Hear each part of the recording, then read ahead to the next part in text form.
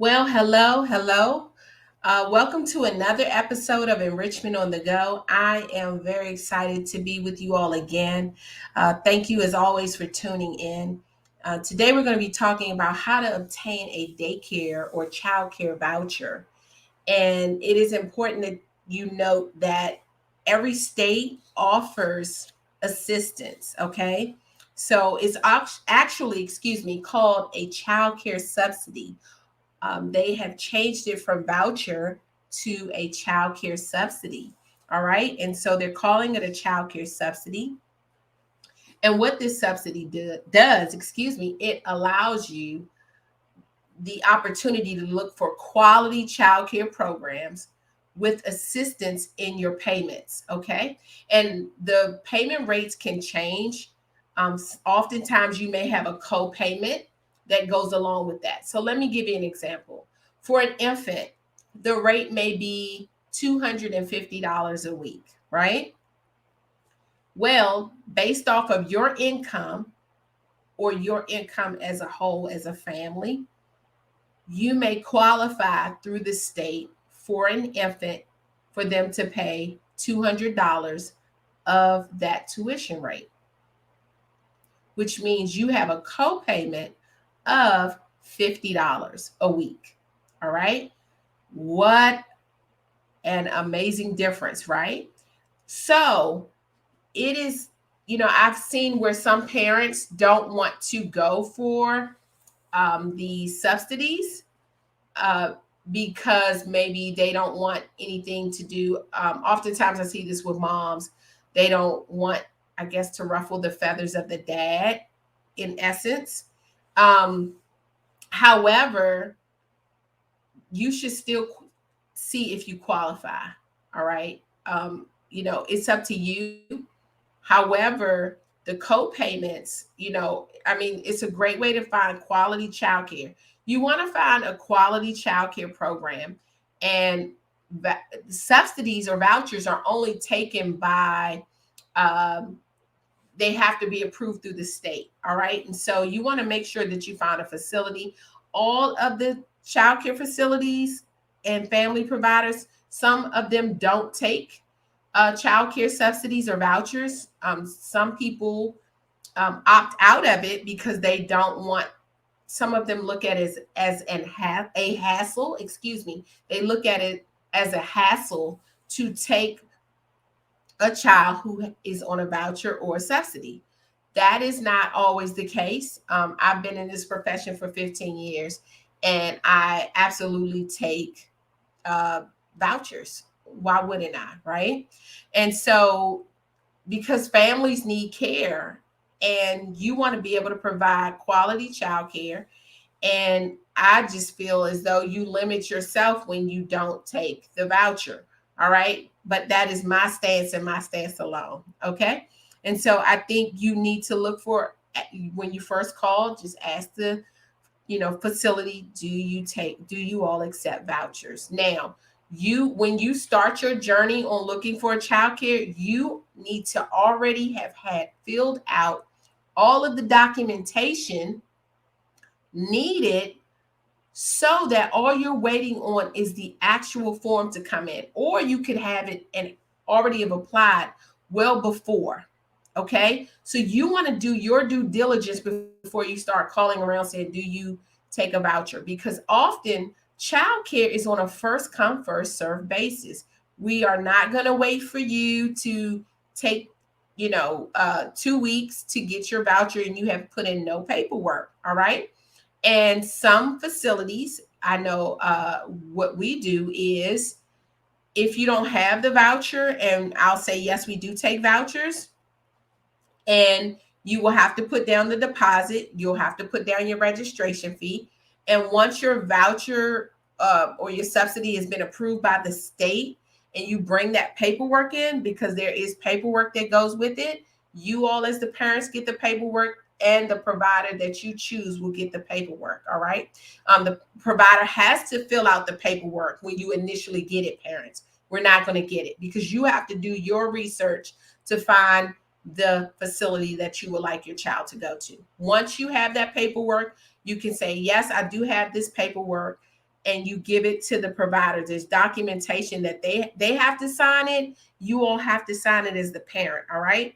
And so if I have a family who may not be fully through the process of applying for the subsidy, what I do is your child can be enrolled. You have to pay until you receive that documentation. Once you receive that documentation, I know that it is from the state, it's verified. And then from there, I will sign all the documentation, send it off.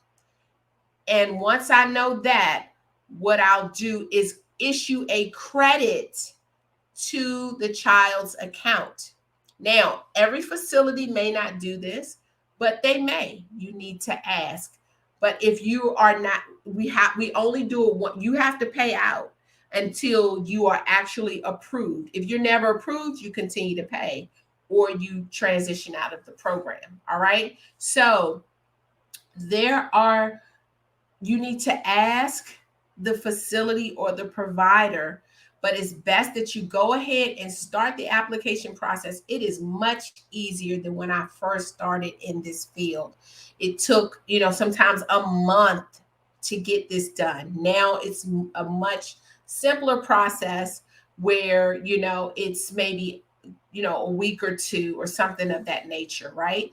And so with the co-payments, okay, I want to talk about the co-payments. So even if you have a co-payment, right, of $50 a week, you could ask, I'm not saying they're going to, the facility, do you all offer anything off of the co-payment? Some providers or facilities may be willing to work with you, right? Because we have slots that we are looking to fill. So you could ask those questions. They may lower it maybe by, instead of you paying $50, they may say, okay, can you pay, well, not can you, or we'll offer you $30 a week as opposed to the $50. And especially with what's going on with COVID and things of that nature, you could, they are trying to stabilize childcare.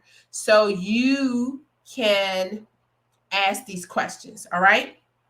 I want to talk about other types of vouchers. Okay. So for military families, there are vouchers that are given to military families.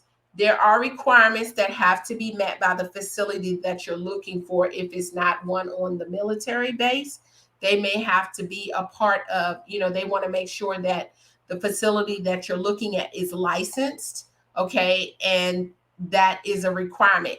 Maybe the facility that you're looking at has never taken a military voucher from Childcare Aware of America. Childcare Aware of America helps military families. So that was my case. Okay. I had never heard of this. And the military family came to me and they said, do you take vouchers? I said, what kind of voucher is it? And yes, I will take it. All right. Because our goal as child care facilities is to provide care for families. That is why we're here. We're here to provide care for your children while you're working, right? We're here to make sure that developmentally they're meeting milestones and that they are growing and being nurtured, right? We want you to go to work. We want the child to be enrolled. And so what you can do is ask the facility that would they be willing to take the voucher. Okay. And I've had this happen to me and I took the voucher and, they were paying. And once the voucher went through and I had to go through the process, my facility had to sign up with Childcare Aware of America and we signed up with them. And once we were approved as a provider, or, it's almost like a vendor, but a provider under their requirements, we were approved. So now my facility can always take military families from Childcare Aware, all right, of America. And we can service military families. So Not that we haven't serviced military families, but the voucher is what I'm getting at. There are vouchers available for families, and they go by your, um, your income requirements, but it doesn't mean that they won't offer you anything. That's what I really want to get at. Doesn't mean that they're not going to offer you anything. $50 off of your tuition is better than $0 off your tuition. Apply to see what is available to you and the assistance. And I want to go back to the vouchers or the subsidies that are allotted through the state. We pay taxes. We pay taxes. So if you need assistance for 6 months, 3 months, ask, apply. All right. So I really want to encourage you as parents. Also, some companies, different government agencies offer vouchers. I've had vouchers from government agencies. A family, came to me, and the young lady, or the parent rather, was working for a government agency that offered a voucher. Okay. So yes, I took that voucher and I signed up my facility for that voucher program, right? So there are many voucher programs even outside of the state. You have to ask, or if your job, or if you're looking at a facility and you're very interested in it, ask them, do they take vouchers? Okay? But make sure you've done your part and you're ready to register your child or enroll your child in the program. Okay? All right. So then you have a flexible spending account. I don't know much about this. You need to check with your accountant. You need to check with your payroll at your job. But there's a flexible spending account that you could put money into that can go towards childcare.